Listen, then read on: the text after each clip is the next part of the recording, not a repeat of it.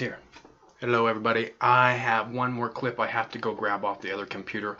I will be back momentarily. Just give me 1 minute and I gotta grab the phone. I don't even have the phone in here, so hold on just a sec. I'll be right back. Let's see. Here, I'll play a clip for you, okay? We have, let's see. I don't even have my list of clips here. Hold on. I'll be right back.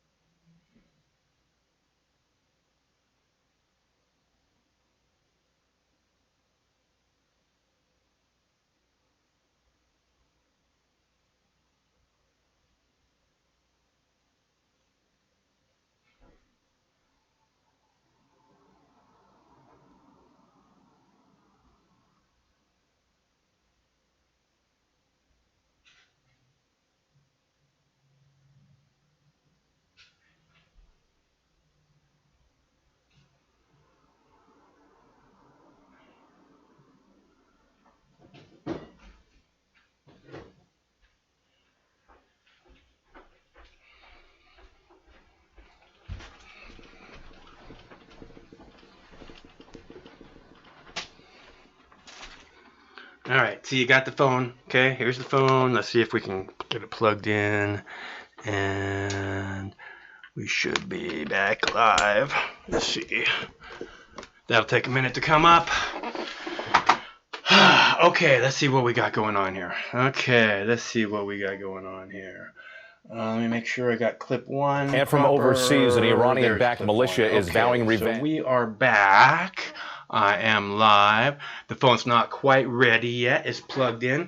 I don't have a dab ready to go. I have clips. I have the fucking tiger clip.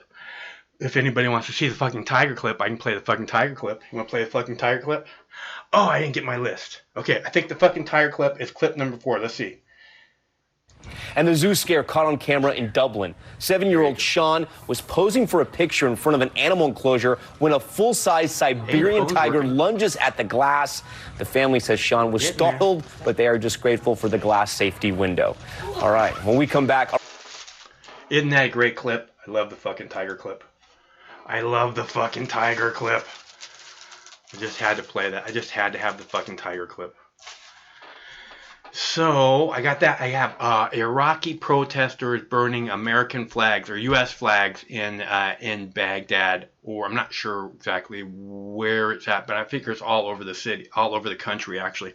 Iraqi protesters burning U.S. flags, not greeting us as liberators, burning U.S. flags because Trump decided that he was going to bomb Iraq. Like he has the right to bomb Iraq, right? I'm going to bomb Iraq. You know, it's elections coming up. I need to look like a big, powerful man. That's what Netanyahu does to look like a big, powerful man. He bombs weak people who are like the poorest people on earth. And everybody goes, ooh, Netanyahu's so strong. What a brave human being he is. He's so courageous. Donald Trump is so courageous to bomb Iraq.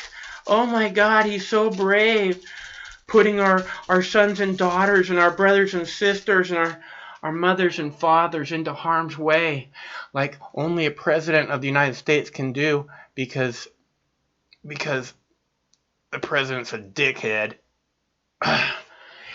So, the president's a fucking dickhead. We gotta establish that, okay? He doesn't care any more than anybody else does. He doesn't want to get the troops out. He's not trying to get the troops out. He's putting more troops in. Re-elect Donald Trump and you will get an Iran war, okay? If that's what you're looking for, if you're looking for a war with Iran, that's where we are headed, okay? If you re-elect Donald Trump. So, if you don't have enough, if you can't get enough of war, then here's your chance. Just to re-elect Donald Trump. And you'll have all the war you want. Okay? Or you could go ahead and elect somebody like Elizabeth Warren, and she'll probably go right ahead with war too, would be my guess. Or Joe Biden. If you really want war, there's always Joe Biden, right? But I'm just saying, this coming, okay? There's going to be more war. Because that's what the powers that be are looking for, is they are looking for more war. We cannot get enough war. Oh, baby, we love war. Right? So we're going to go get some more war. We're going to go bomb some poor Iraqis. Because you guys don't care about the Iraqis. We bombed them before. Remember, you didn't give a shit. So we're going to go bomb some Iraqis some more, okay? Does that sound like fun? Of course it does. You guys love bombing people. That's what America does now. That's who we are. Come on, get with the program. Bomb, bomb, blood, blood, more killing, more killing. That's America. Don't you want to be a proud American? Come on, jump up and down with me. Say it now. I want blood all over my face, all over my body. I want to taste the blood. I want to feel bits of flesh and hair in my mouth. I want to smell the burning flesh. That's what it means to be American. That's what it means to support Donald Trump. And you guys need to get with the goddamn program.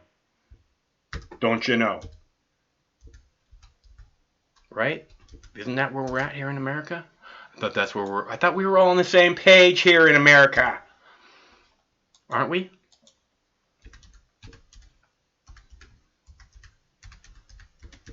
Because that's where we're going, boys and girls.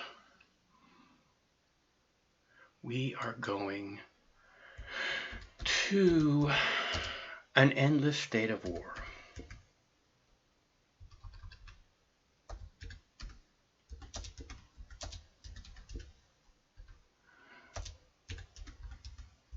And if you aren't used to it yet, you better buckle in, because it's going to be a motherfucking bumpy ride with Donald Trump at the helm.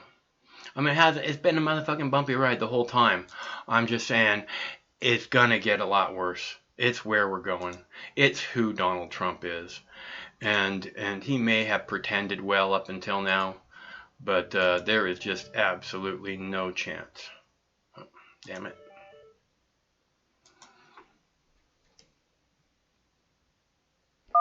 Hello, caller. Hey, Max. How are you doing this evening? I am good. How are you, Chris?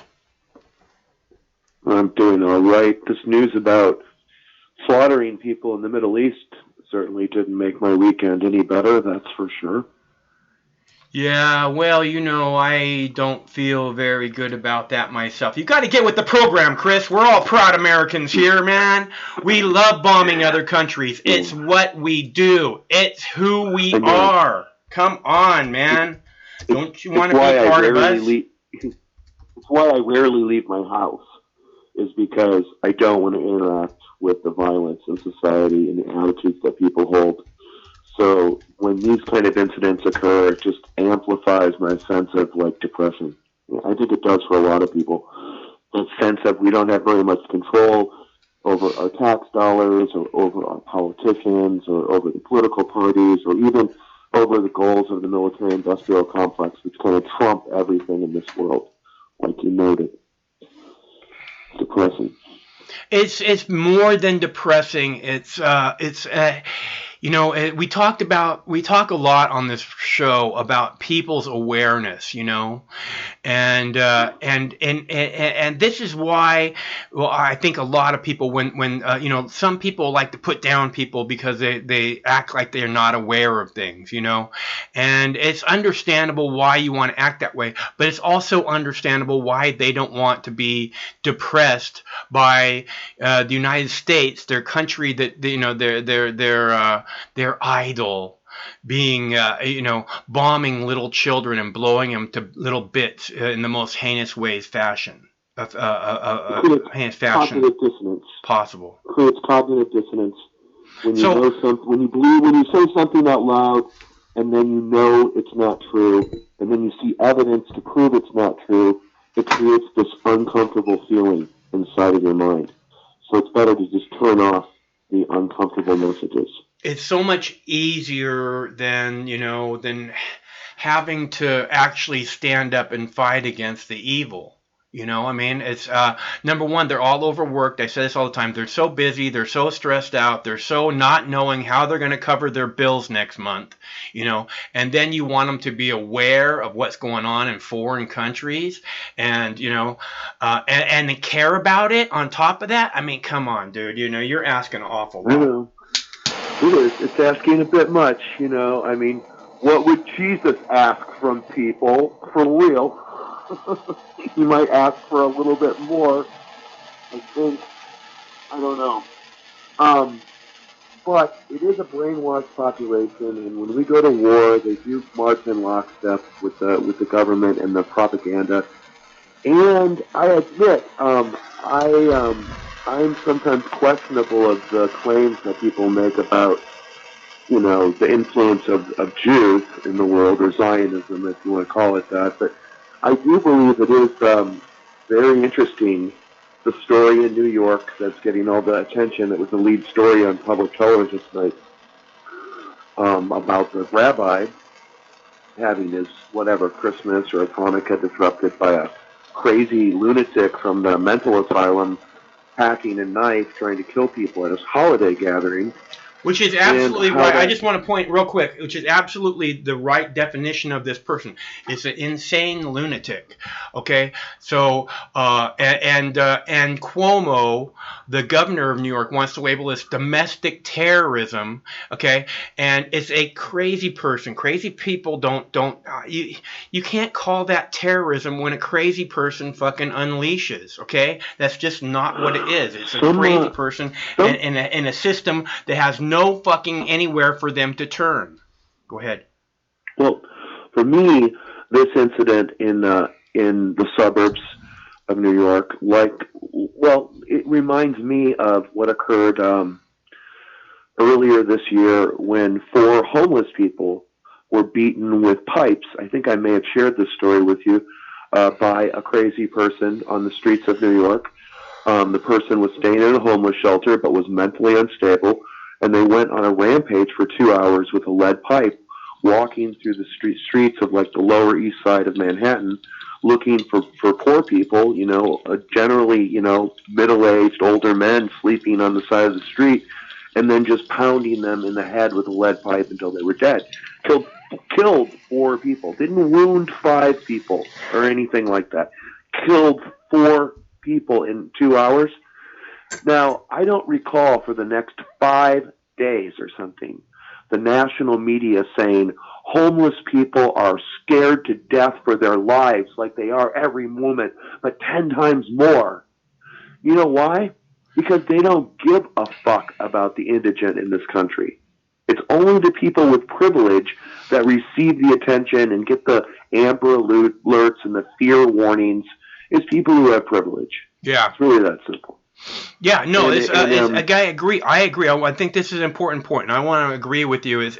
There isn't? I mean, they want to act like they care so much, but they don't give a shit about anybody. They care about pushing these buttons, and the people, again, the people who have the money, and they want to turn this in. They want to use this word terrorism on everything. Okay, anything that's like a violent crime, they want to attach the word terrorism to it, and I don't think we should play loose and fast with that word. That's a very serious word that needs to have a very specific definition. It typically means political violence.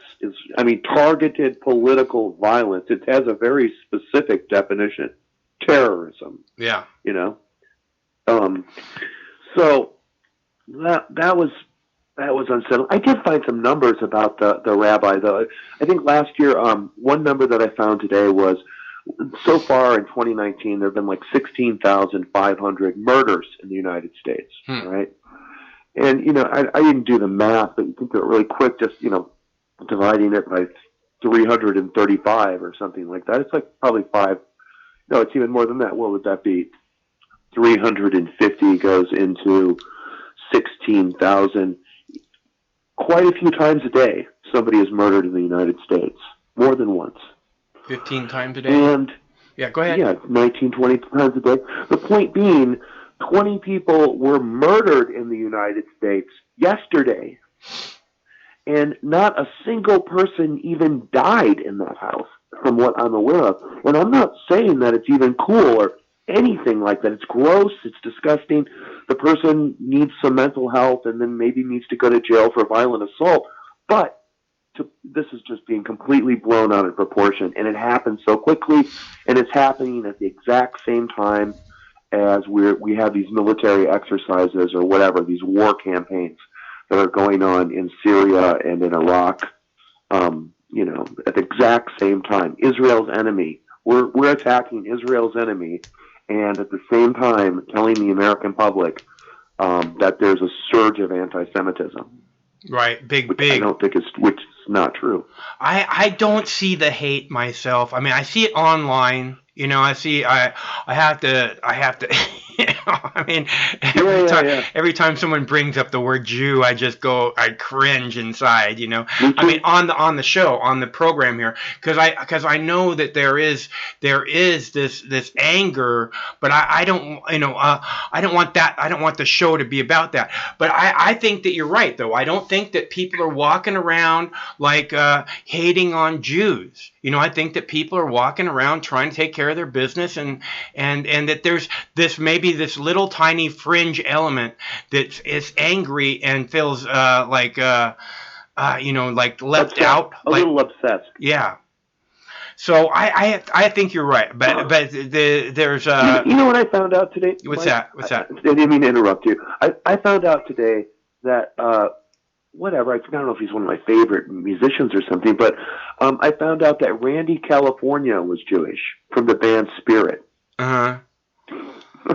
I posted a link to that song Nature's Way earlier on a thread, and I just did a little research about that band Spirit. I'm like, I didn't even know that, Uh-huh. It doesn't, in other words, I don't really understand how that piece of information would influence my opinion about Randy California. Right, or or should. This is what I keep saying about racism being a mental illness, right? You can't.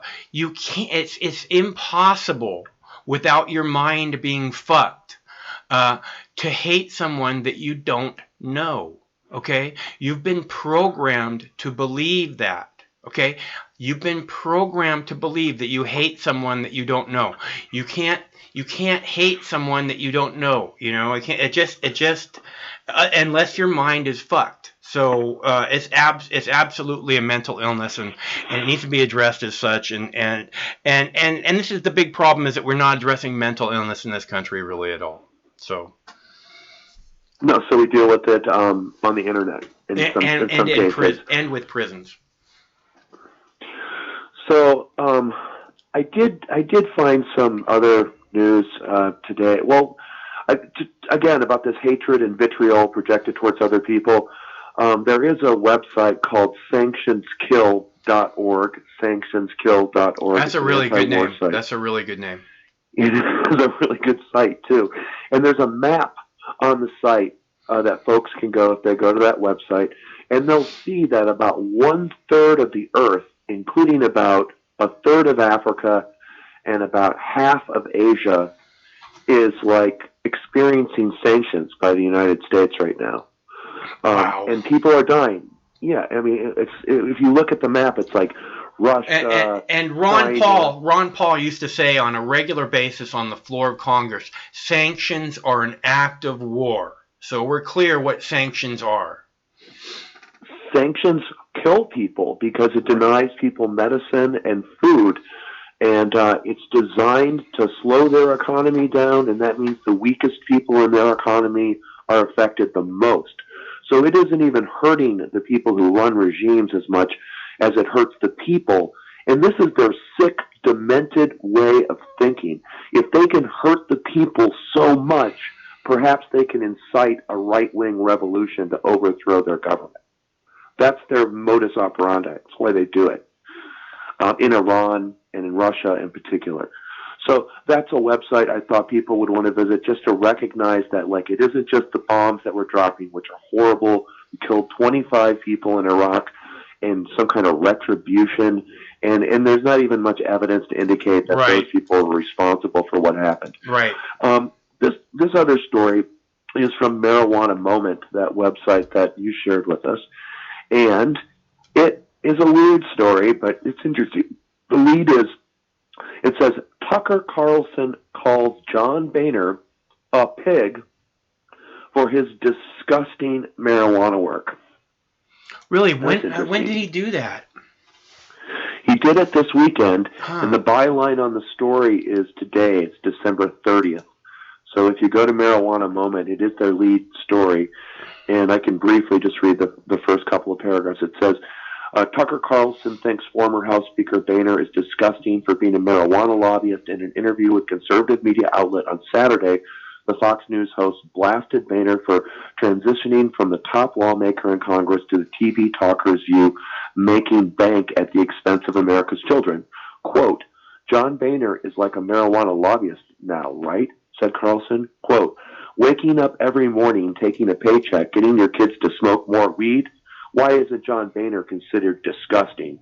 I consider John Boehner disgusting. Why don't most Republicans think that?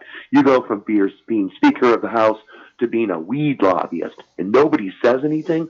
Like that's totally normal? End quote.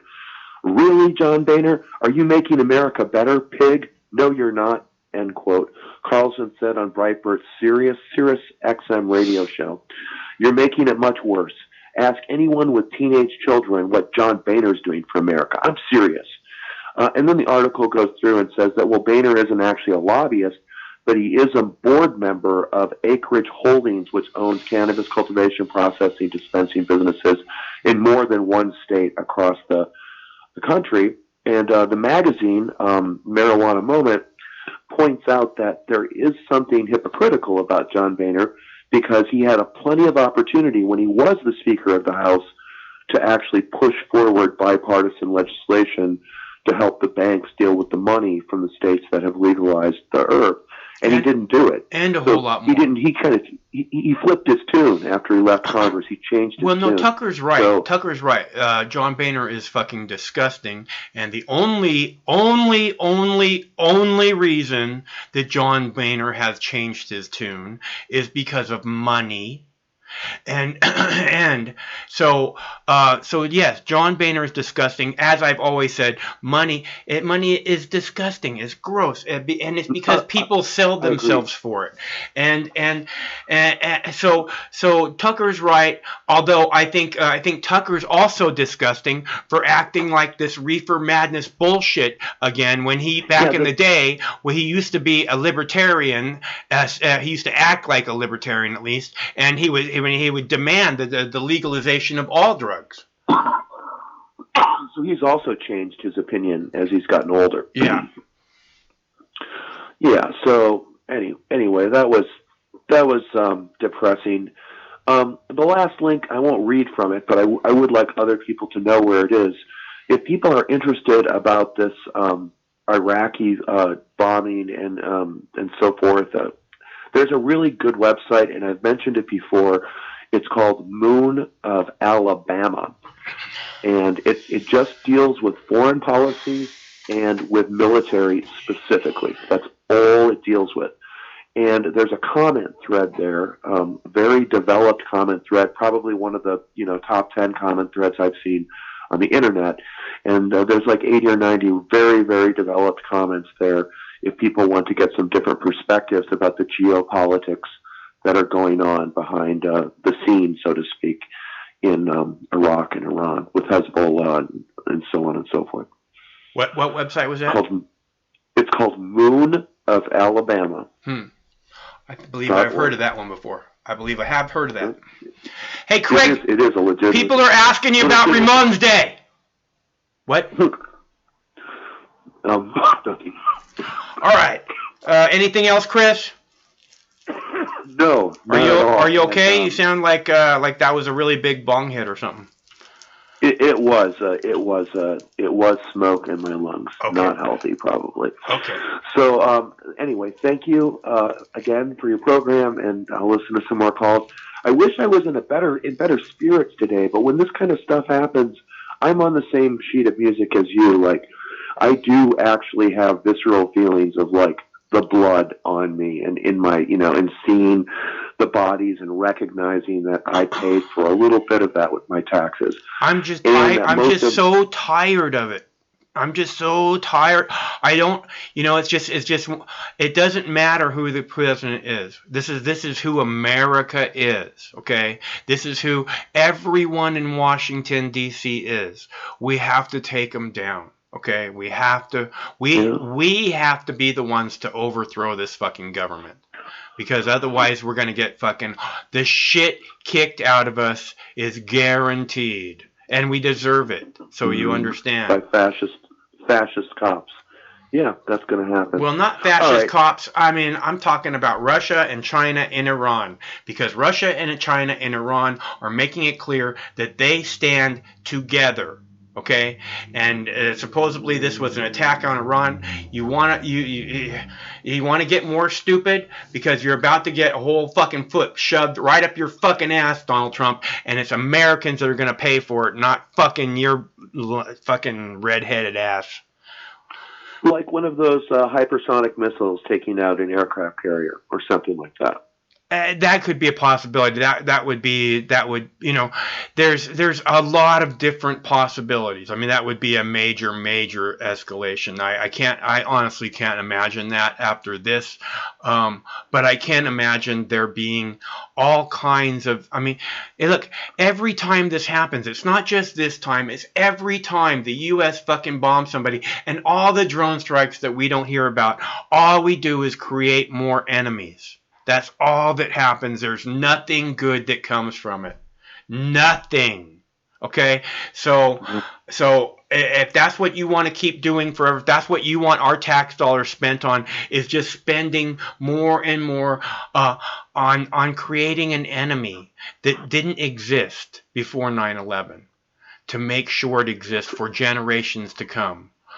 From this point forward, you can guarantee it, or we can take our country back, because that's where we're at. That's who America is now, or we can take our country back. Your choice. Food, medicine, housing, education sound like better investments than war. Infrastructure, absolutely. And anyway, I'll enjoy the rest of the calls, Mox, and you have a good night. Okay, Chris, thanks for calling. It's good to hear from you. Yeah, you're welcome.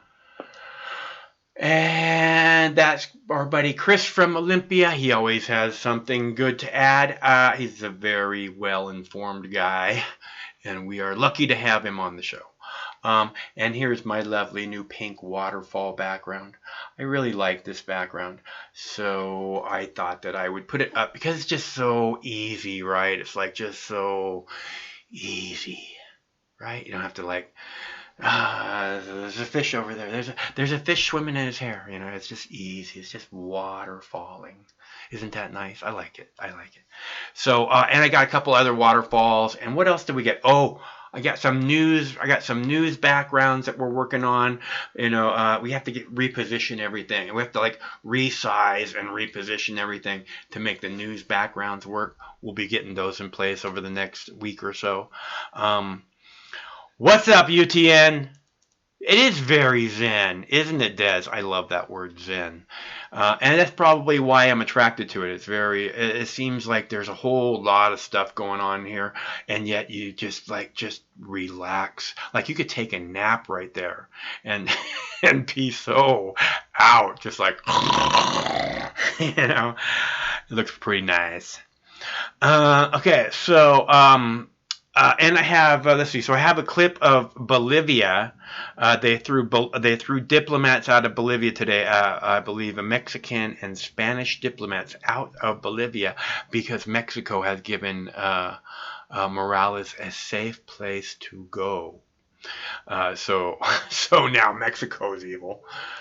Let's see. Out of Bolivia today. Hello, caller. Hello, Michael. How are you this evening? I am good. How are you? I'm doing very well, thank you. This is Joe. Hey, Joe. It's nice to hear from you. Joe from Texas? Joe from Texas? No, Joe from Pennsylvania. Oh, okay, Joe. It's good to hear from you, bro. Yeah.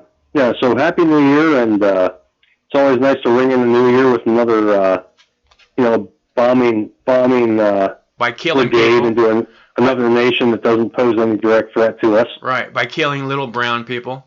Yeah, why not? What the hell? It's like fireworks, man. Everybody's celebrating. We'll just blow off a couple extra big fireworks. Nobody really notice. It makes my stomach turn so bad, Joe.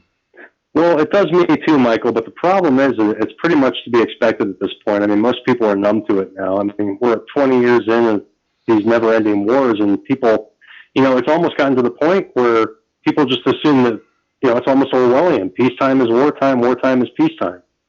War equals peace, right. Exactly. Yeah. And, we drop these bombs to spread democracy, and right. It's just such an oxymoron. It's not going to work out well for us, Joe. Well, it's going to have blowback, but here's the thing. I mean, these really are nations that don't pose any direct threat to us. We're not on the verge of speaking Iraqi. Syria's not banging on our borders, But for some reason, people have this idea because of the media that we're going to have our democracy is in danger because the media tells us so. Because Russia, China, right? Well, Iran. I would say China's more of an economic threat to us, but they're certainly not a military threat. Well, China's an economic threat because they buy up all of our debt. Well, that kind of goes into our foreign policy in regard to the Middle East, though, too. Because a lot of people have this misunderstanding that, the only reason that we're in these Middle Eastern wars is because we want to take their oil. We don't need their oil. We don't want their oil. But we are dependent on them for our economic viability because of the petrodollar. If we screw around with these OPEC nations and Saudi Arabia and Israel and all these other nations, they can take us off the trading. It's not a foreign policy war militarily. It's a foreign policy war. It's a trade war, is what it is. And we could actually, our economy could sink if they stop trading in dollars for oil. Our economy seems very fragile, dude. And I agree. I think that if China wanted to waste America, put America into some kind of economic, catastrophe, like America is trying to do with Iran and Venezuela, that China could do it in a heartbeat. And that for whatever reason, it's not for whatever reason. China doesn't want to do that. These other countries don't want war. Okay, they want to make business. They want to make money. They want to see, how much of the world they can get from business. They don't want to do it through war anymore. No, China is just as dependent on us as we are on them, as far as trade goes. Mm-hmm. We do have a slight leverage, but because we're consumers, we consume most of their products. But if our economy could be crippled because of our debt and our deficit spending, it could be done and this is one of those things that I think is being tossed around. The UN just did something.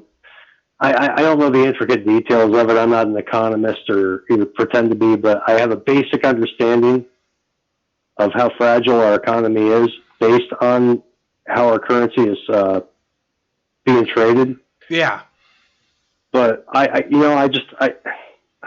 think people have this idea that it's all about oil or it's all about one thing or another. It's not. It's a very, very sophisticated.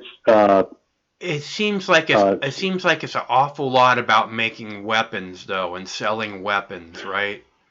Well, that too. I mean, we're basically at war with Yemen right now, as a proxy through our arms dealership with Saudi Arabia. Right. And this is how we start wars everywhere, that we have to go and then send our troops in to make sure that the war comes out the way we want it to come out. All we have to do is flood some African nation with a bunch of AK-47s, and next thing you know, there's a war, right? Essentially, it's slightly more complicated than that, but really not. So, And this seems to be the biggest part of our the biggest problem with our country is that we just sell weapons everywhere, you know, and we know that what the outcome of that's going to be, and yet we continue to do it, and we also know that eventually those weapons will be trained on us, and we continue to do it. So and there's no doubt about that, because it happens on almost daily basis with the green-blue violence in Afghanistan and other places. Okay, so the second, you know, that we give them these weapons, we sell them these weapons, you know, our people, Americans, are in the sights of those weapons, regardless if they're used right away or not. Well, Yeah. But I'm sorry. Go ahead, Mike. No, that's pretty much my thought.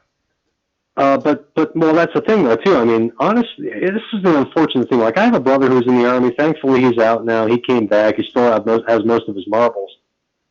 But it's just, you know, the people who are on the ground who are fighting these wars are all collateral damage. I agree. Nobody cares. No, the politicians don't care. The vast majority of America don't care, even when they wave their flag. Right. Everybody talks so much about support the troops. Supporting the troops means bringing the troops home and let them fucking spend the holidays with their families. That's what supporting the troops means. Well, bring the troops home, support troops, and support America. You know, I mean, ultimately, you know, our war is at home. You know, we don't need to be fighting all these other wars in other nations that pose no direct military threat to us. We don't need to. There's the outcome of these wars is nothing but more war. I mean, it's going to be very clear. This is just the beginning of the new American century, which looks like is going to last not just a century but centuries. You know, it's definitely going to. If man survives. Yes.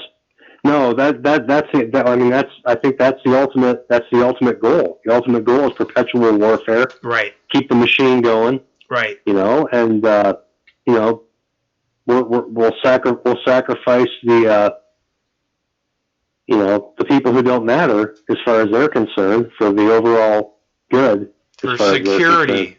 It's for our security. We have to fight them over there, so we don't have to fight them over here. Yeah, isn't that the biggest fucking lie that was ever told? It's just the one I like less is, you know, you're either with us or you're with the terrorist. You know. Yeah. No. It's such a bullshit logic. And let me just make clear. I am not with them. I am not with the fucking Pentagon for 1 second. Okay, I am not with them. Okay, that statement comes out of the Pentagon. You're either with us or you're with the terrorist. I get what you're saying. Yeah, I get what you're saying. I understand the sarcasm in that. But no, it is. It's all these these catchphrases and these, you know, slogans that they use to get people to rally behind concepts and ideas that don't work in their own self-interest. They work for them. It doesn't work for any of the common man. This is the problem, is that these people that claim to be representing us aren't representing any of the working class people. And these wars, you know, that they seem to perpetuate forever, none of us want. We're all tired of. And so, you know, this is why we have to take back our government. You know, this is because our government is way out of control, and it's not representing the American people in any way, shape, or form. Well, the sad thing is, Michael, too, I think that it's not just that we're tired of it. I think we've gotten to the point where, as a society, we're bored of it and have just kind of become dismissive of it and accept it. And I think that has a lot to do with the way the media the way the media presents it. Yeah, is over 40 years of perpetual warfare now. Really, if you boil it down to our Middle Eastern policy from the 70s on up till now, I mean, we've just gotten dismissive. We just, like I said, war is peace, peace is war. We just kind of brush it off. I was watching CNN the other day. don't fault me on this, but I watch it for just for a frame of reference. I check in on it, regularly.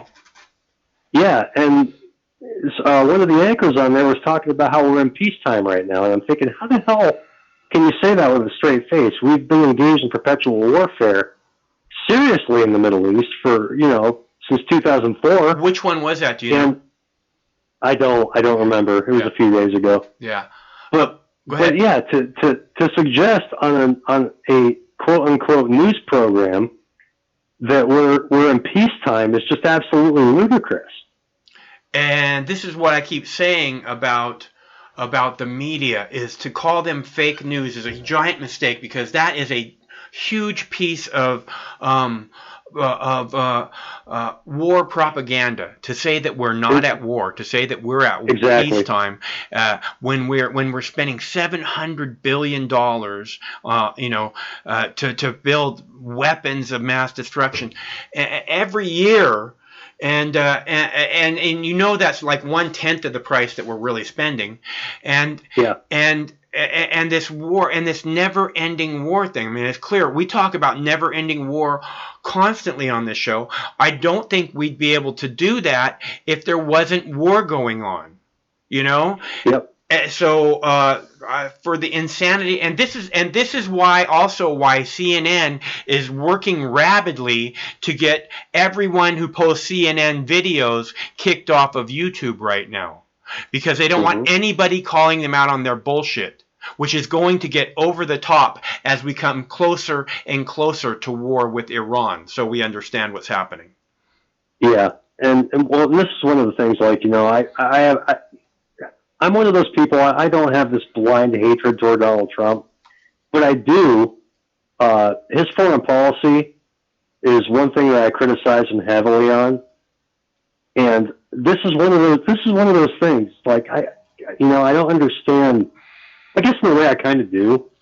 As far as the fragility of our economy being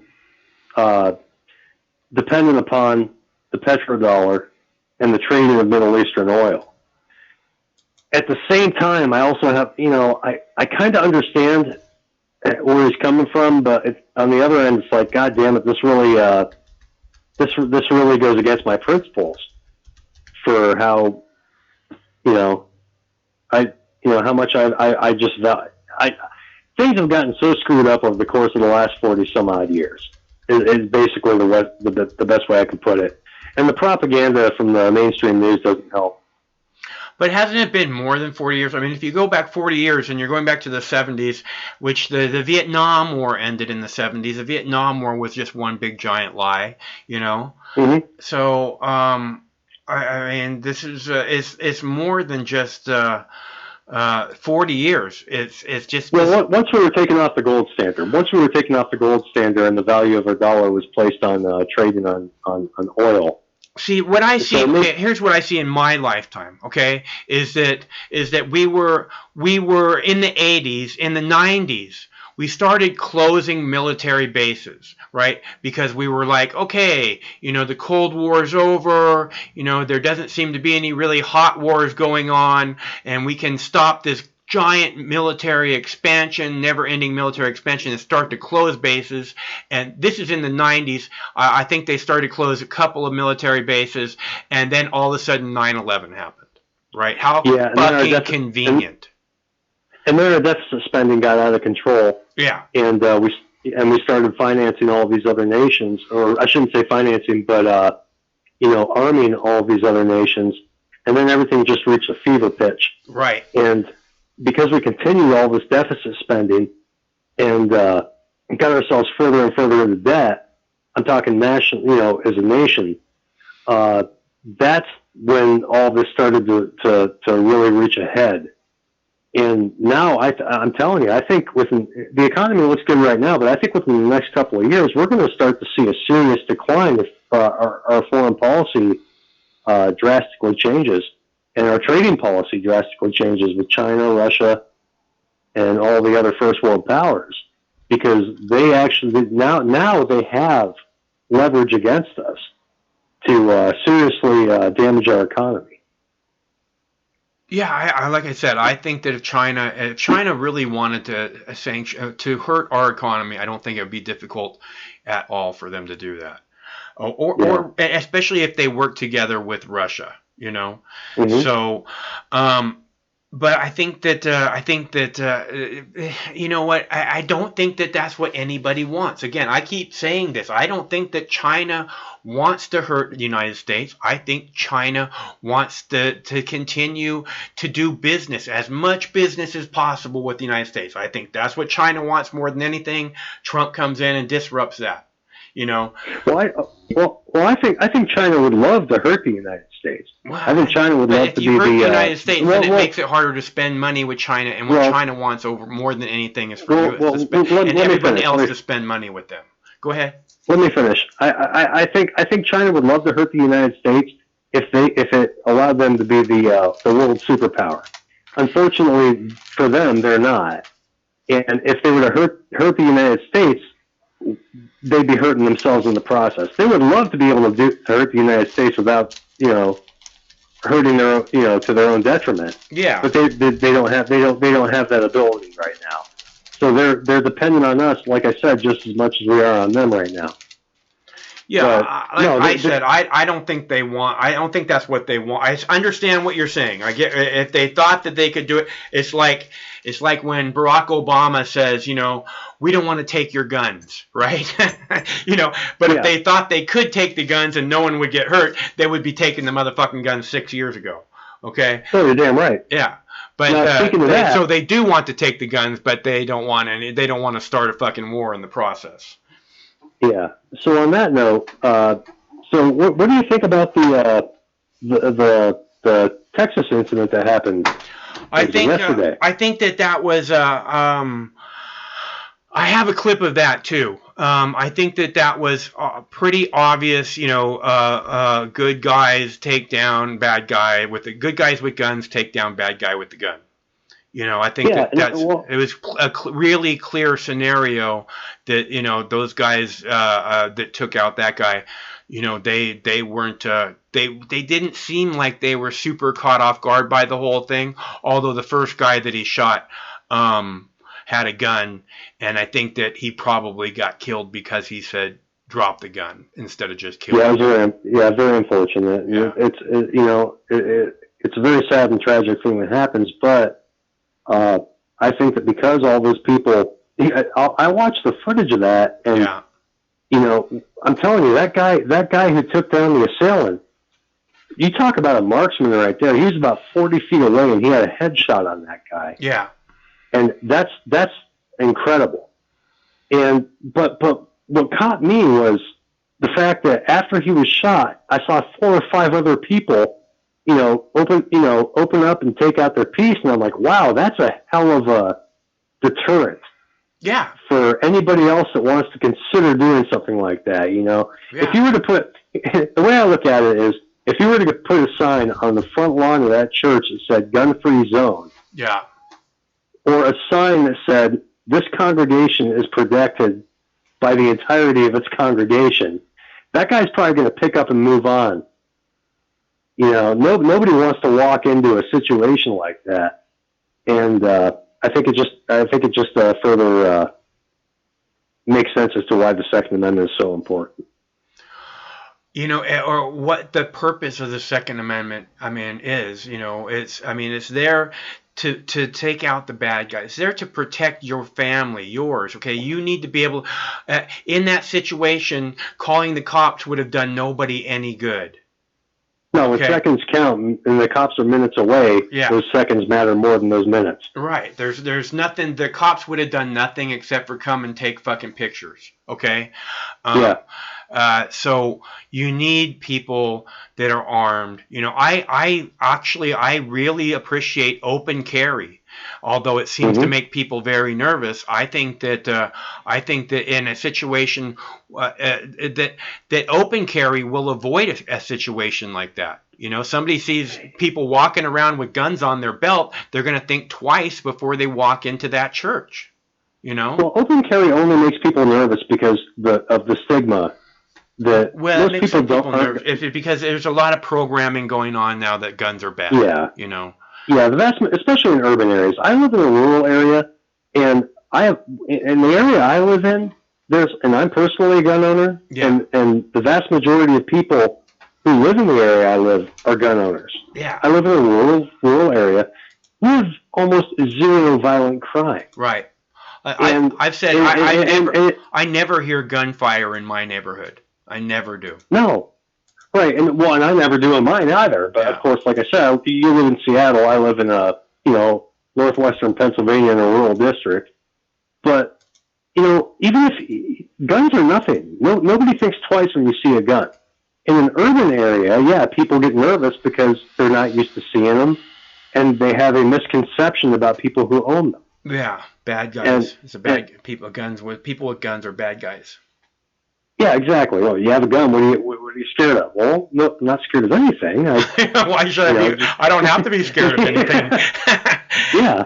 There's no paranoia, no fear. It's just it's just part of our livelihood. And there's good people and this part of being secure. Okay, we live in a combat zone, basically defined by the National Defense Authorization Act. Okay, this is a combat theater. Okay, so and it's what I've said again and again. Okay, I don't own a gun because I don't have children, I don't have a wife, I don't have people that I need to protect. Right.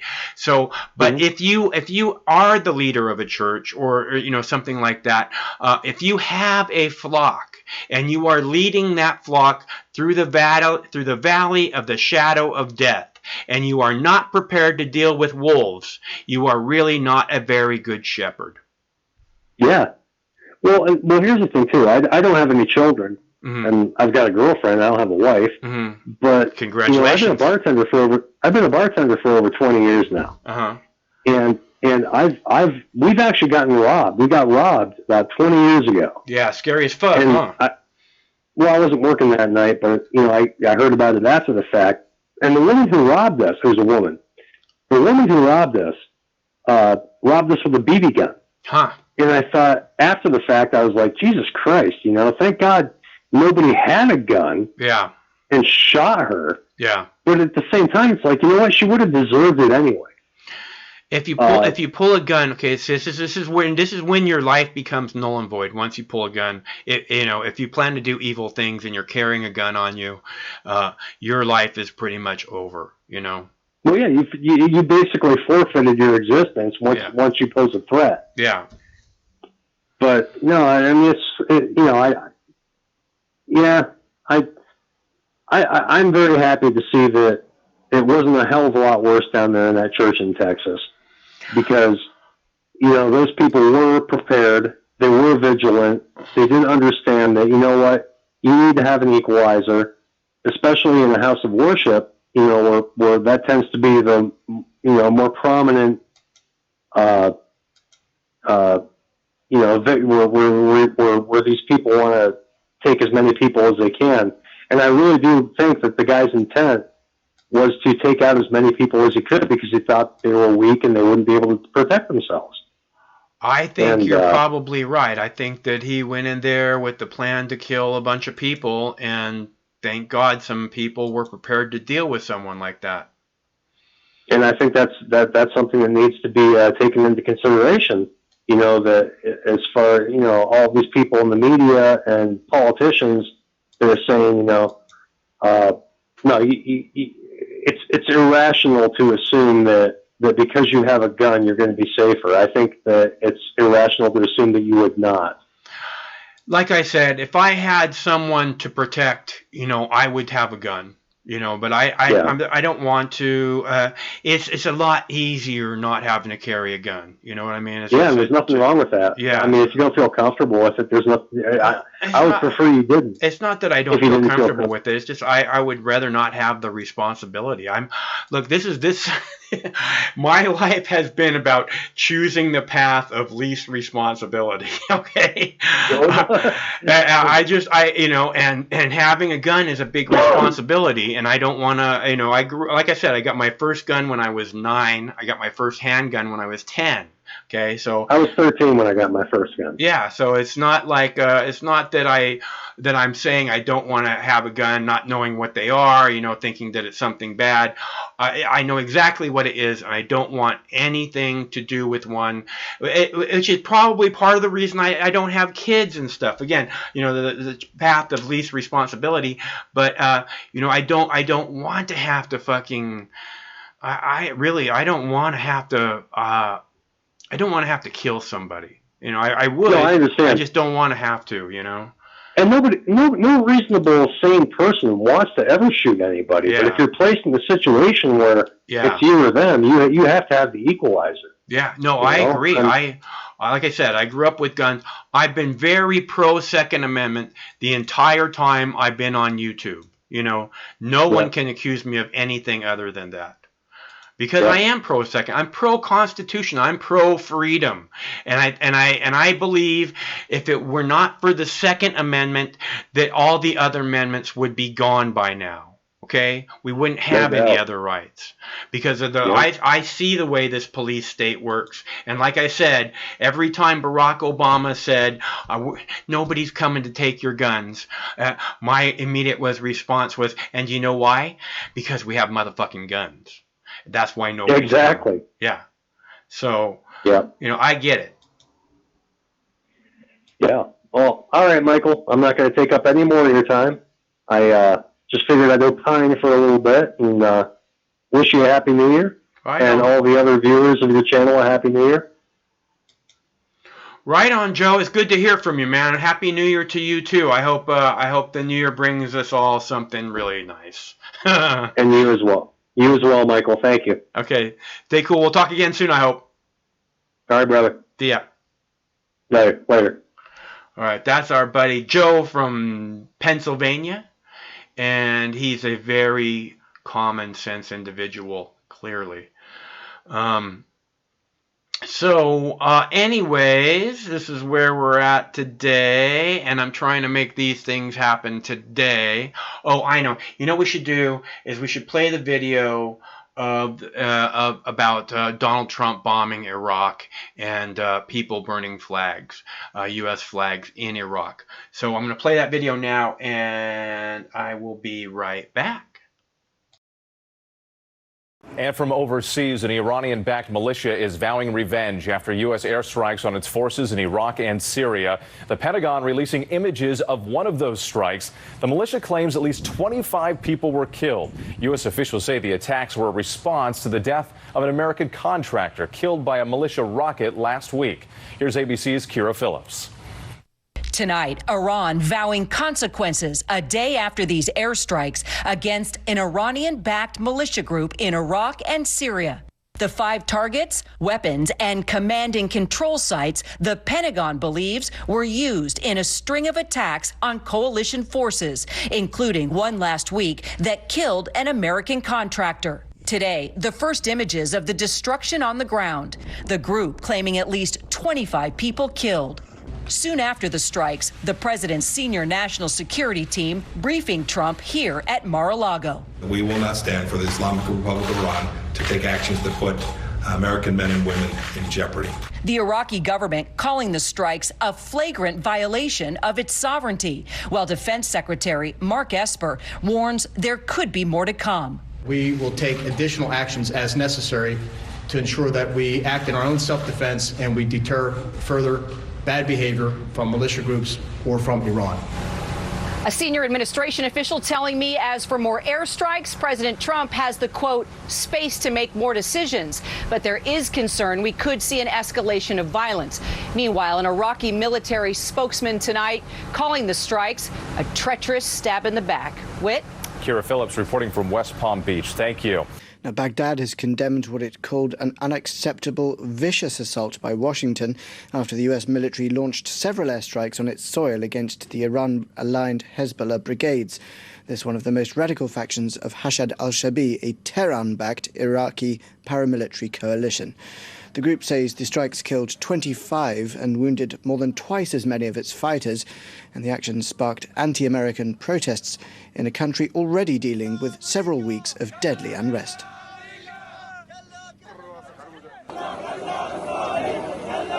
Angry Iraqi protesters burning the American flag in response to a deadly U.S. airstrike that killed 25 Shiite fighters near the Iraqi-Syrian border.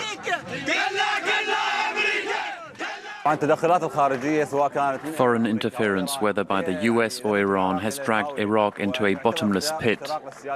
We reject all violations of Iraq's sovereignty, both political and military. The airstrikes targeted Kataib Hezbollah, a paramilitary group backed by Iran, but which operates under the umbrella of the Popular Mobilization Forces. The state-sanctioned cluster of militias helps the Iraqi government fight against jihadist groups. Iraqi Prime Minister Abdul Mahdi said he was warned of the strikes only 30 minutes in advance and unsuccessfully urged the Pentagon to call them off. The Iraqi government has since condemned the attack as a violation of its sovereignty and said it would reconsider its relationship with the US-led coalition. Both Moscow and Tehran were also quick to criticize Washington. Despite the fact that the Americans are thousands of kilometers away, they've caused bloodshed within the Iraqi and Syrian populations under the guise of defending their rights. The recent actions of the Americans in Iraq are unacceptable. The airstrikes marked the latest escalation in the growing conflict between the US and Iran. Washington called them retaliation for a recent rocket attack, which it blames on Kataib Hezbollah. The group has denied responsibility for the attack and vowed to hit back at the US to avenge its fallen fighters.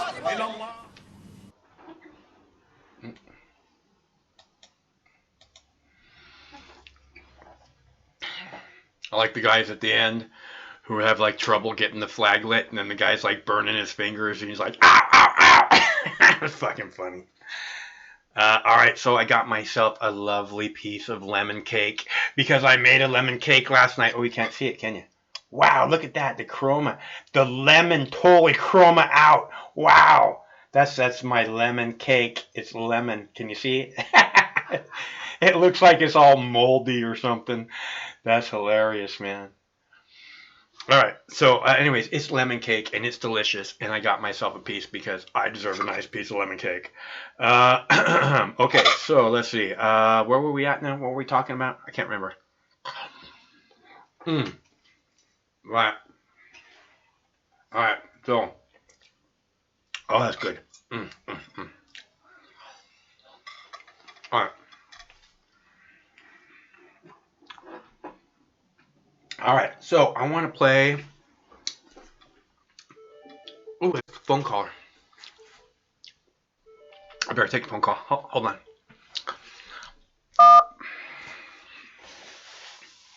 Hello, caller. Michael, it's Michael. Hey, what's up, buddy? Hey, Pete. Every time you call, you sound more like a musician. I am a musician, bro. I know. I'm just saying that when you first started calling, you didn't sound so.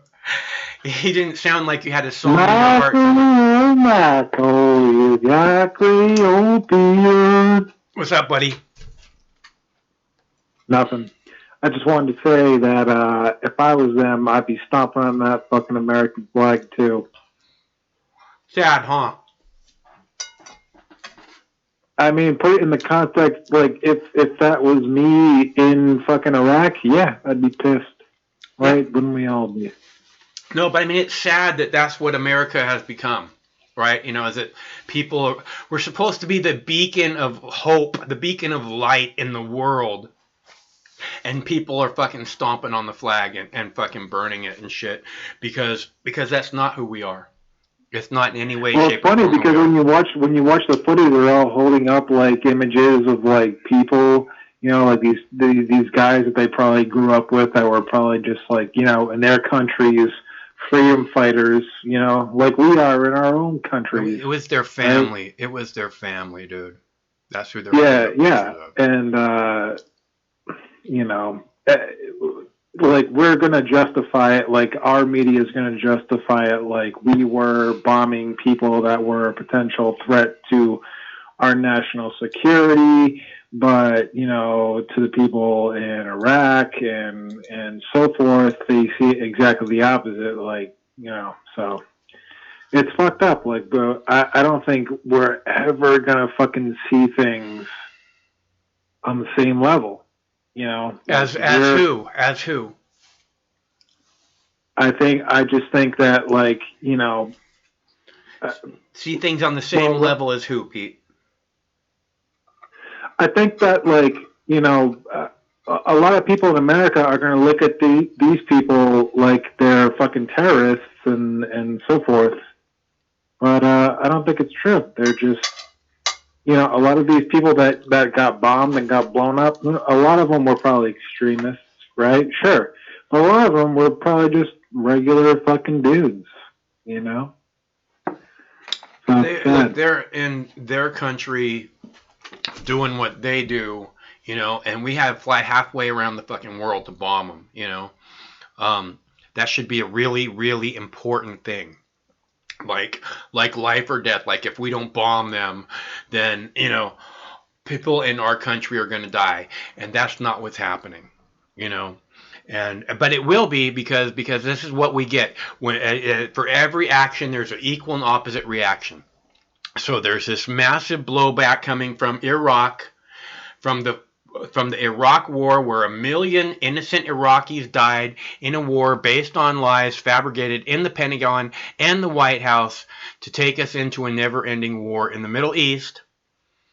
There's giant blowback coming, and it doesn't seem to be on anybody's radar at all. So, you know, and it's sad because it doesn't have to be that way.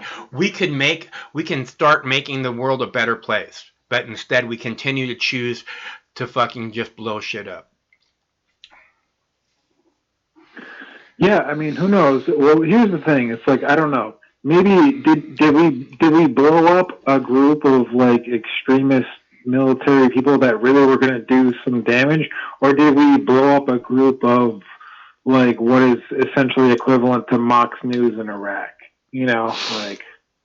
I mean, revolutionaries? You think we're a bunch of revolutionaries? Look, here's what they did. They blew up people in a foreign country that weren't going to do us any harm. Okay, and the only people that they were in position to do any harm to are people that are in their country doing bullshit to start with. So now, who knows? See, here's the thing that's fucked up. It's like, who knows? Like, maybe there was like 2 or 3 guys like at the leadership of this weird militia group that maybe were planning on doing some harm, and that had, you know, a lot of just regular, frustrated, you know, young people under them who really probably had no idea what the fuck they were getting into, and then they got themselves blown the fuck up. I think that I look, here's the deal. We just have no business bombing anybody anywhere. You know, it should be this thing that happens once a year because something really bad happened or something really bad is about to happen. Okay, and it doesn't. It happens every fucking day, and the reason it happens every fucking day is not because someone deserves to get bombed, but because we need to make space for the new bombs. That's why.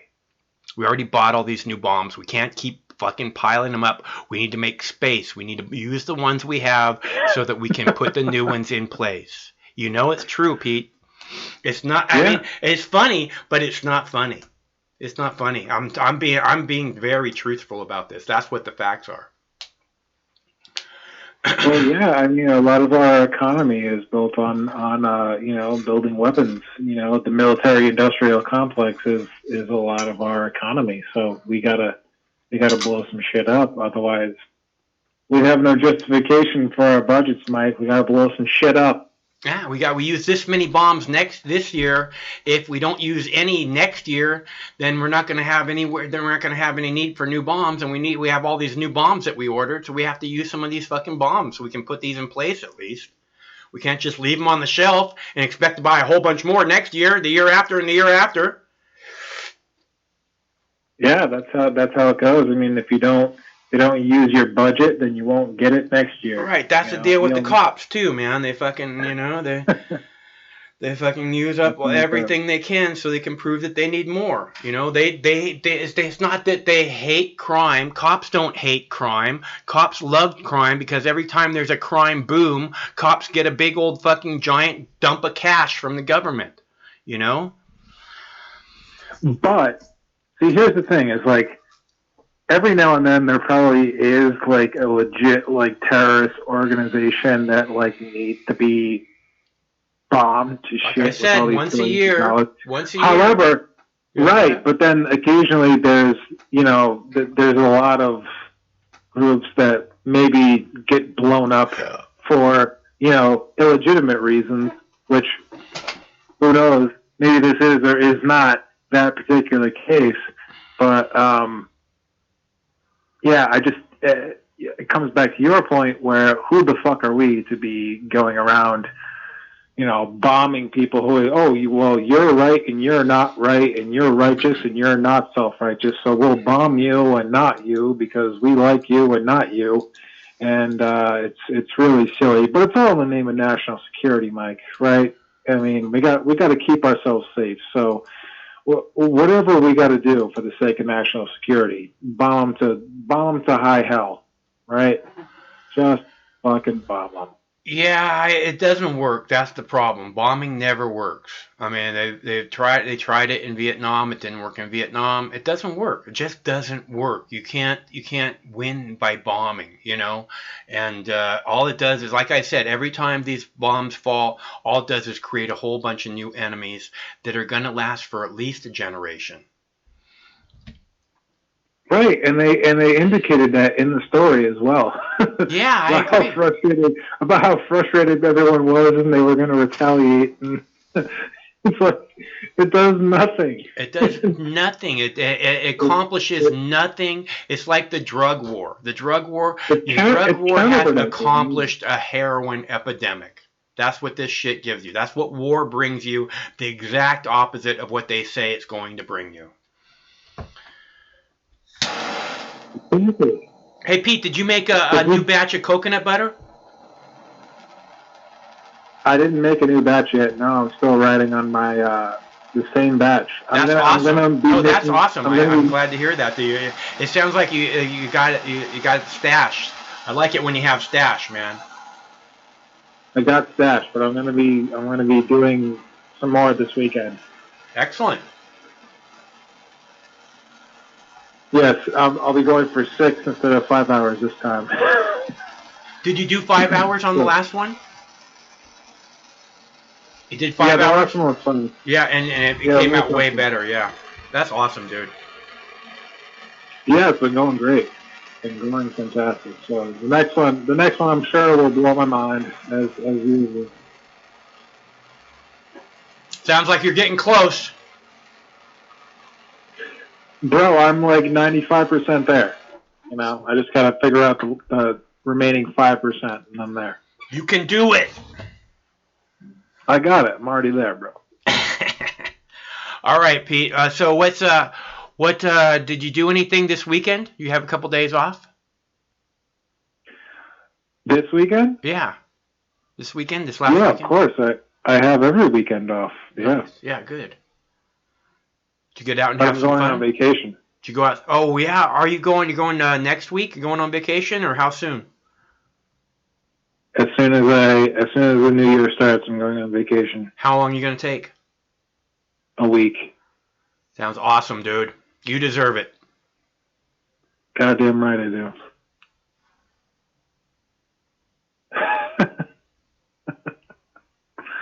This fucking hellhole of a country to live in. Hey, Mike, I gotta go. Okay, Pete. It's good to hear from you. Thanks a lot for calling. I love Colin. I'll talk to you again Looks soon. like you're going to enjoy that nice oily little dab you got I'm there. going to enjoy this dab. I am. Hey, Mike. Yes, Pete. Mike. Yes, Pete. Tulsi gives me a boner. Praise Allah. See ya. That's our buddy Pete from Rhode Island, I think.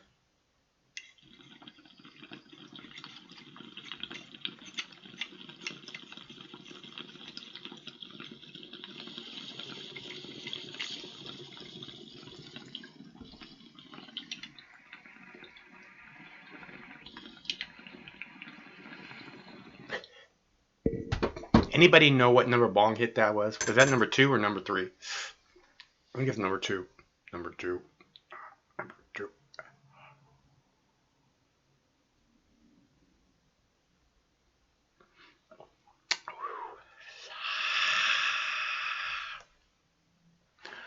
All right.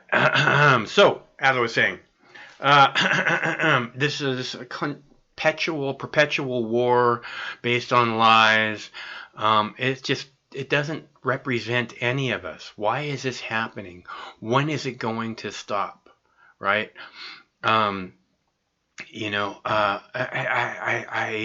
We need something better. We're going to have to stop this government from doing this. Okay? It's going to have to be up to you and I and the rest of us, because they're pinning it to us. They're putting our names on these bombs that they're dropping on people.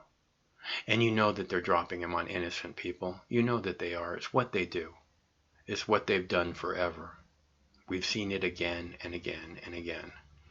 And the bombs have our names on them, paid with our tax dollars,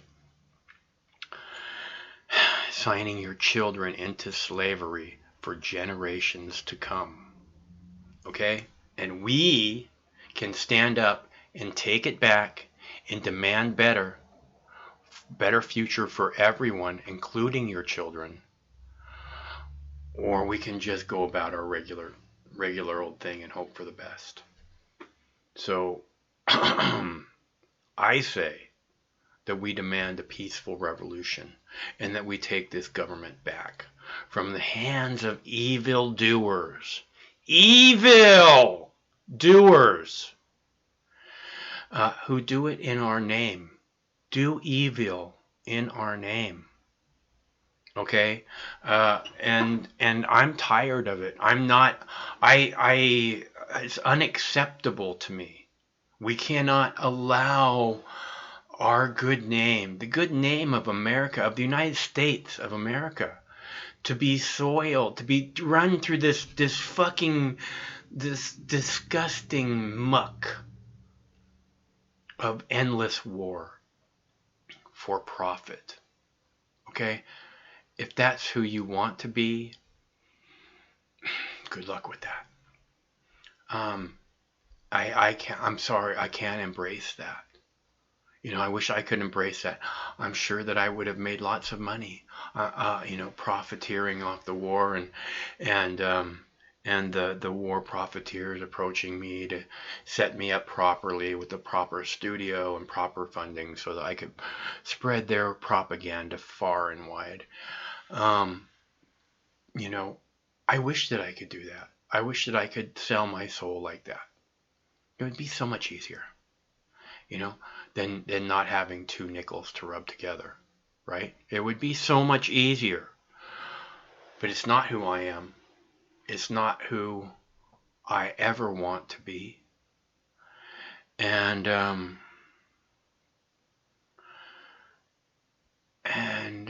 hope that, and I know that so many of you feel the same way. And that's why I keep reaching out and I keep saying, we can do this. We can make it happen. And this is how we make it happen. We can make a peaceful revolution in this country. All we have to do is end the party system. No more parties. Constitutional amendment. No more political parties are allowed to participate in the government in the United States. In the United States. No political parties. Boom. Done. Okay, we do that, Because they're a danger, like religion, right? It's just like either you're with us or you're with the terrorists, right? It's us against them, red versus blue. Bullshit, bullshit, bullshit. Nothing ever gets done. No working class human beings ever get represented or even thought of for a moment. Okay? We can take this back. We can make this better. Not only can we make it better, we can make it right. And we have to. Because if we don't, who will? Not the fascists that are going to come behind us. Okay, because that's what the programming is to make them into fascist. To make them into loving war forever. That's what the programming is. Is that what you want for your family? Loving war forever? Again, I wish I could. It would be so much easier. You know? I mean, have you seen that movie They Live, right? Where, with Roddy Piper, right?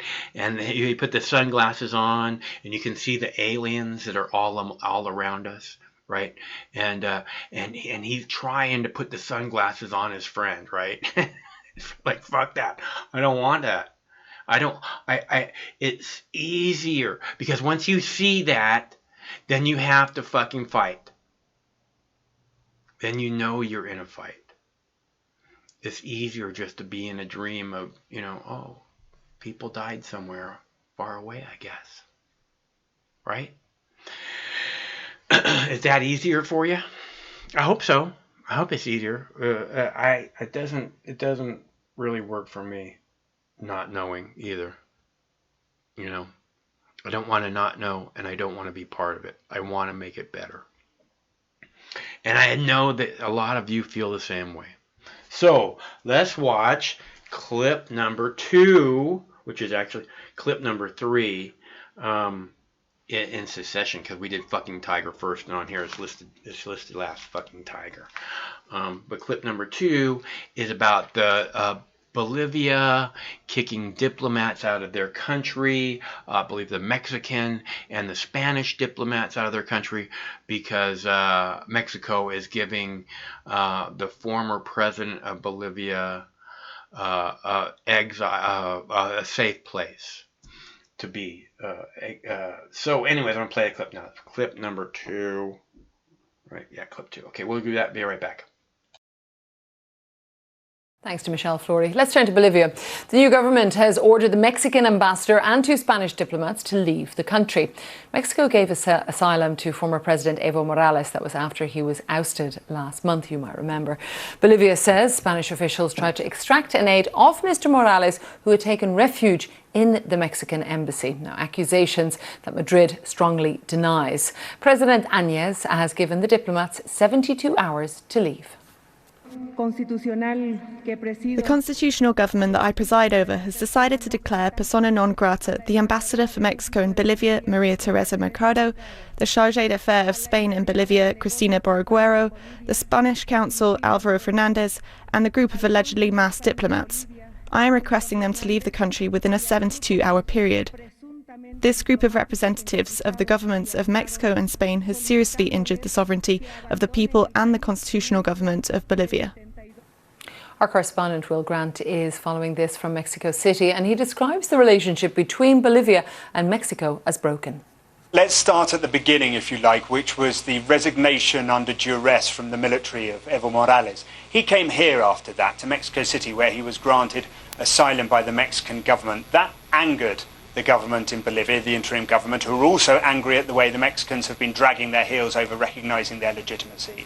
But specifically, they accused the Mexican embassy in La Paz of housing and giving sort of refuge to a number of Evo Morales' ministers, who they say should face charges ranging from sedition to terrorism. So that really is the sort of kernel of how this situation unfolded. Around those embassy buildings and the ambassador's residence, a number of police were posted. There was a real ramping up of the security presence, and that caused Mexico to protest what was happening outside their embassy buildings. And now we see that it has slid even further, the relationship, with this declaring of persona non grata of the Mexican ambassador to La Paz. Okay, so as if Bolivia and Mexico, if that were not complicated enough, let's bring Spain into the picture as well. We are seeing that the Spanish government declared 3 Bolivian diplomats persona non grata in this tit-for-tat move, as some people are calling it. So describe the significance of that particular aspect.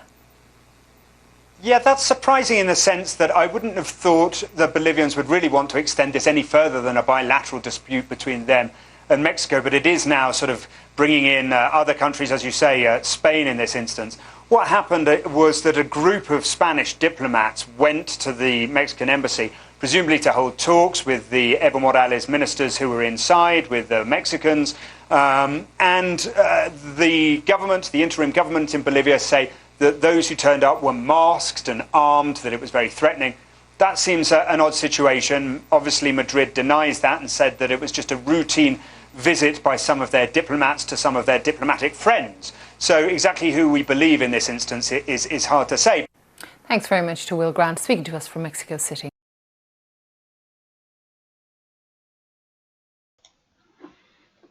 All right. And I want to play the fucking tiger clip again, okay? Hold on just a second. I'll play the tiger clip. Okay, so the thing about the tiger clip, right? The fucking tiger clip is like, it's like you can see the tiger, right? The tiger is actually stalking this kid in the window, right? And the tiger, he comes up and he goes, And the zoo scare caught on camera in Dublin. 7-year-old Sean was posing for a picture in front of an animal enclosure when a full-size Siberian tiger lunges at the glass. The family says Sean was startled, but they are just grateful for the glass safety window. All right, when we come back... Right? I love that clip. Right? Fucking tiger!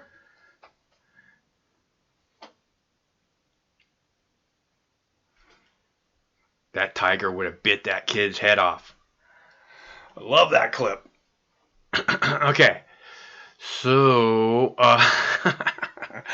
and I have one more clip about Turkey is getting ready to send troops into Libya at Libya's request. So, you know, everything's about to heat up big time in that region, like big time. You know, there's the Russians and the Chinese doing war games with the Iranians, right, in the peninsula there, and in the Gulf, the Persian Gulf, and then there's it's gonna get so hot down there. Turkey's you know, they like this. See, the Turkish leader is kind of, you know, I think he's losing support of the community in a big way. So they all will do this thing where they're like big, oh, I'm a big wartime president. No, I'm a strong leader. Okay, you need a strong leader at times like this, right? And this is why they love the you know, this is why the police love the attacks, the war, because you need strong police. You need strong leadership. That the Pentagon doesn't not want there to be another 9/11, right? Especially if anybody's talking about bases closing or pulling our troops out of somewhere, then we need something to prove that how desperate we are to keep our troops in position. You know, even put more troops out there. No, we got to put more troops. Because it's worked so well up to now. So that's the direction we're headed. I have all kinds of problems with the bombing, you know, with the military industrial complex. The real issues I probably have is that it just leads to the erosions of our own personal freedoms. It just leads to these cops being more and more like they have to control the population. Because the population is not happy about this never-ending war, right? So the population is not happy. it just makes it just erodes freedom. It's not just our freedom, it's everyone's freedom. It's not my freedom that I care about so much. Although I love my freedom, I cherish my freedom, and I exert my freedom. But it's everyone's freedom. I love the idea of freedom. The only way the species has any chance at progressing past this fucking 19th century fucking technology that we live in. Oh no, it's not 19th. We all carry the internet on our hand. Fuck you. It's just a fucking television. It's nothing. You do nothing with it. It's not like a communicator. It's not like some kind of fucking Star Trek thing, although you're convinced it is. It's not. It's just fucking garbage. It's just another way to separate us. And you think it brings us all together. I know. Look, we're living, they want to keep us in the 1950s. They want to keep us in this, mentality. They want to keep us separated. The powers that be don't want us to move forward, right? I said this before, the petroleum companies don't want us to build a 21st century, 22nd century infrastructure, because that would involve us including alternative energy sources, which are nowhere to be found, out in the infrastructure right now. But if we were to rebuild it, then that would be a no-brainer that we would add all of that in. And the petroleum companies don't want that, so we don't get new infrastructure. We get stuck with this 1920s, 1930s infrastructure. And talk about how, we're so technologically advanced because we all have television in our palm of our hand.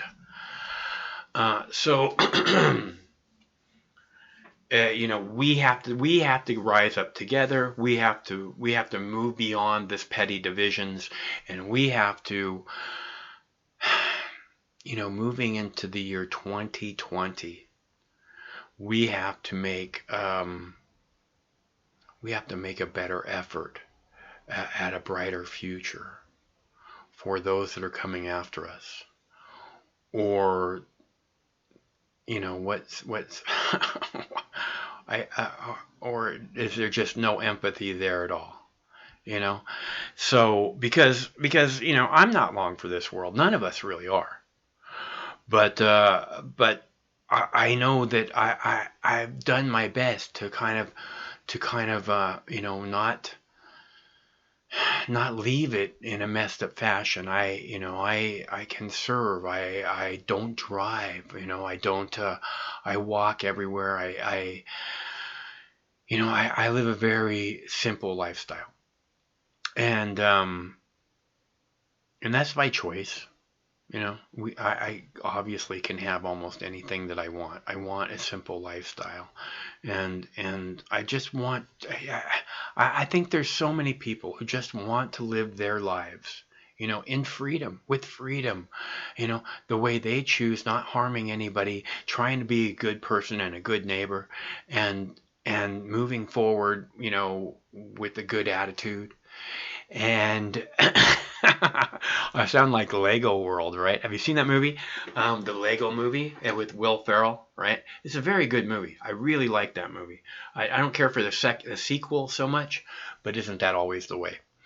But the Lego movie is so good, and it has Will Arnett plays Batman, right? And the Lego Batman movie is so good because Will Arnett plays Batman, and I will never ever go see another Batman movie.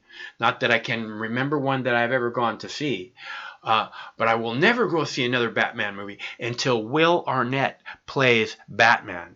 That is fucking worthy, because that guy is a fucking genius, and he was born to play Batman. I'm telling you, if you haven't seen it, you're missing out. And if you watch it, I bet you will agree with me that there is no other person to play Batman ever again. Will Arnett will ruin Batman for you. Fucking, who's the dickhead? Who's the dickhole who plays Batman now? What's his fucking name? Oh, I hate that guy. Ben Affleck, right. Ben Affleck. Hate that guy so much. Such a fucking piece of garbage. But Will Arnett was awesome. If you haven't seen it, I highly recommend. Lego Movie #1 and Batman Lego Movie. Awesome. Okay, so let's see. I have one more clip. If anybody wants to see a clip, or you want to see a fucking tiger clip again? Fucking tiger. I love it, man. He's all like sneaking up on that kid, right? He's like.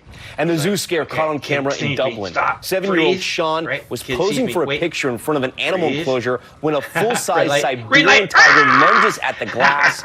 The family says Sean was startled, but they are just grateful for the glass safety window. All right, when we come back. A little fun there, right? Love that clip. Freeze. Green light. Red light. Green light. Okay, I have one more clip. You want to see the other clip, or are you guys done? Are you guys got plans for New Year's Eve? Should I do a New Year's? You guys want to see a New Year's Eve show tomorrow night? Because if we do a show tomorrow night, that will be the 100th show, the 100th show, the 100th live show this year. I believe that's what Craig's saying. The 100th live show. Oh, you want to see another clip? What other clip do I have? Oh, I have the clip about Turkey moving into Syria. We should probably play that clip. All right. 2019. Yeah, 100 live shows for 2019. Turkey moving into Syria. Libya. Turkey moving into Libya. You ready? Here we go. Turkey is pushing through with emergency legislation that would see allied Syrian troops sent to Libya to support the besieged internationally recognized government in Tripoli. The move would bring more foreign influence to an already complex conflict and has been met with alarm by much of the international community. Cami Nedelek has the story. A building in ruins and the ground strewn with rubble. After an air raid on this city about 10 kilometers away from Tripoli. It's the second such bombing in the space of a few days, after General Khalifa Haftar called for his army to launch a final deadly push against the UN-backed Libyan government based in Tripoli. But scenes like this one could be about to become even more frequent, after Tripoli called for international help in facing the threat. Turkey wants to send in its Syrian allies to support the Libyan government. The country is a major export market for Turkey, and Ankara says it needs to protect its own interests. Although critics see it as a move to extend Turkey's influence. After it signed a maritime delimitation agreement with Tripoli, which gives Turkey rights over a vast area rich in oil. The threat of further escalation has left both Egypt and France worried. They back General Haftar, but are calling for dialogue. The two heads of state believe that the risks of a military escalation require all international and Libyan actors to exercise the utmost restraint. They want a political agreement to be found within the framework of the United Nations in order to restore the unity and full sovereignty of Libya. Egypt is also calling for an urgent meeting with the Arab League, and UN-sponsored talks are scheduled for January in a bid to stop the fighting. Some 140,000 Libyans have already fled their homes since April.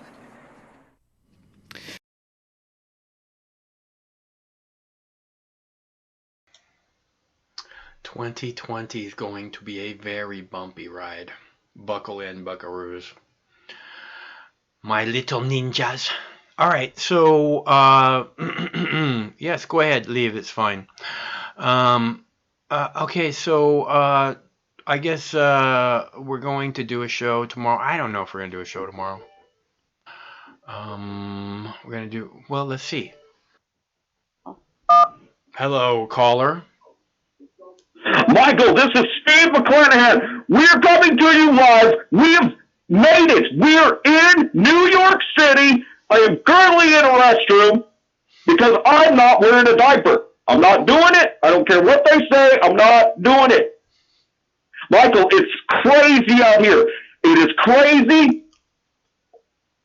Michael, we have to go. We have to go. There's chaos. They're storming the restroom. They're storming the restroom, Michael. We gotta go. Stay safe. Okay. So I guess Steve McClanahan made it to New York City. He's going to be there for the ball drop tomorrow, from what I understand.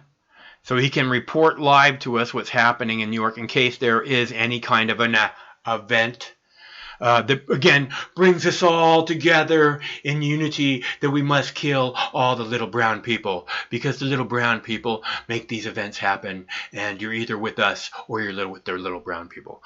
Right? That live on a far away land, you know, that you've never heard of before and you'll never ever see. So why shouldn't we bomb the fuck out of them? Right? Isn't that the way it is? I mean, that's the way it seems to any conscious being, that it doesn't matter that we bomb the little brown people, which is just so sad.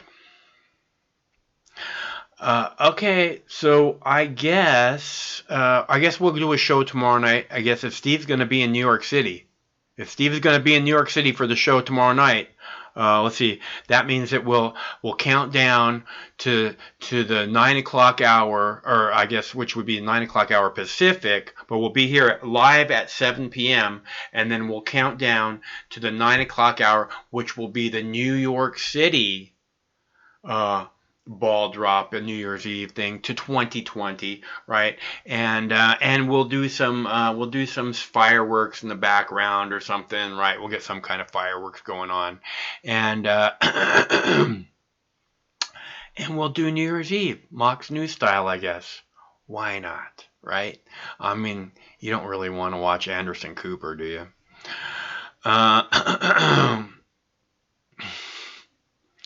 Well, Steve said he made it to New York, so I guess we're going to have Steve at the ball drop. All right, so Steve, you stay in place. You get warm until tomorrow morning when you need to get your diaper on and get in that fucking line to get there to watch the ball drop. Otherwise, you stay warm, and we will see you all again tomorrow. Same Mox time, same Mox channel. We're doing this every Monday through Friday at 7 p.m. Pacific, okay? And I come out here and I do my gig and I play my thing, and I started playing clips again this weekend on the Mox News. I'm easing into it because I don't want to